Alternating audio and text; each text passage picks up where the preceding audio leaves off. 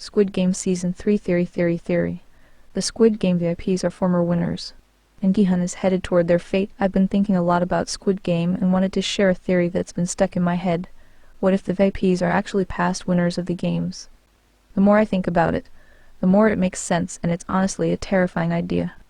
In Season 1, we find out through Detective Hwang Jun-ho that his brother Hwang In-ho won the games in 2015. But instead of living a free and happy life, In-ho ends up becoming the front man, one of the highest-ranking enforcers of the games. It's such a bleak twist, but it makes me wonder if other winners didn't just walk away either. What if they were recruited, broken down to the point where they became the very thing they once fought against? Think about the VIPs. They watch the games with complete detachment, treating people's lives as entertainment. How do you get to that point unless you've already lost all faith in humanity? The games don't just kill people, they destroy what makes you human. Winners survive, sure, but at what cost? They've witnessed betrayal, greed, and violence over and over again, to the point where they start believing that's all people are capable of. If they're offered a way to join the system, it might feel inevitable, like there's no escape, only acceptance. Even the front man reflects this. He constantly points out how the players chose to return, how they willingly risked their lives again for money. It's almost like he's trying to convince himself that this system is justified, because if people are that greedy, then maybe they deserve what happens to them. And isn't that exactly what the old man believed? At the end of Season 1, he bets Gi-hun that no one will help the homeless man freezing outside, just to prove his point that people are inherently selfish. The VIPs must have seen this same pattern in their own games, over and over, until they couldn't see the world any other way.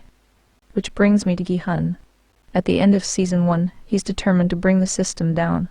But if my theory is right, the system doesn't just fight back, it changes you. What if Gi-hun's real challenge in Season 3 isn't just stopping the games, but stopping himself from becoming what the VIPs already are? The front man could be a warning, someone who once survived but was ultimately consumed by the very thing he fought to escape. It's a chilling idea, but I think it fits the show's themes perfectly. Squid Game has always been about cycles, how greed, power, and survival trap people in the same endless loop.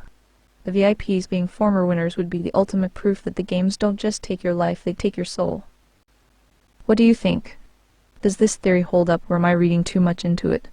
Curious to hear your thoughts. Evidence supporting the theory: the frontman's arc. Hwang In-ho's transformation from a winner in 2015 to the frontman supports the idea that survival in the games doesn't mean freedom. Instead, it shows that winners can be drawn back into the system, corrupted by its promises or coerced into compliance. If one winner became a key enforcer, it's plausible that others might have been absorbed into different roles like the VIPs. The VIPs' detached behavior, the VIPs' complete lack of empathy, and their almost casual amusement at the suffering of the players suggests they become numb to human pain.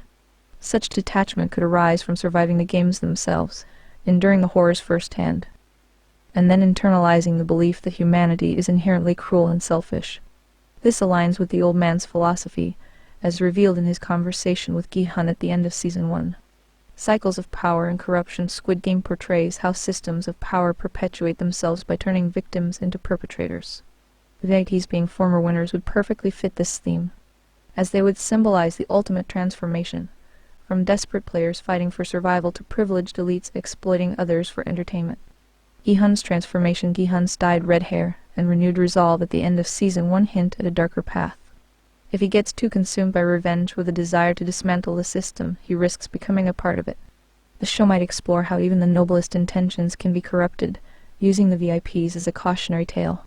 Potential challenges to the theory: the VIP's wealth. While it's possible that former winners accumulate wealth from the prize money and subsequent integration into the system, the show implies the VIPs are already part of an elite global class.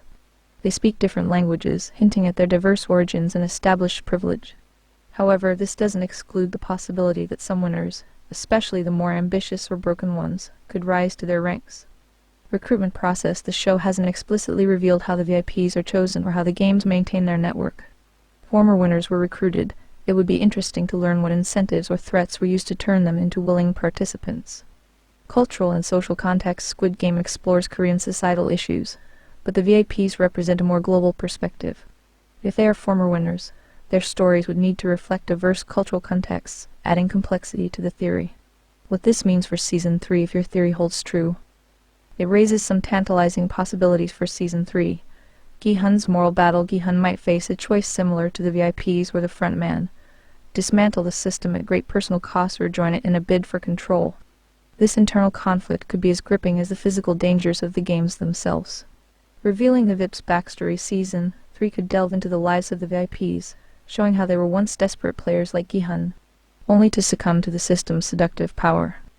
This would deepen the show's commentary on how systems perpetuate inequality.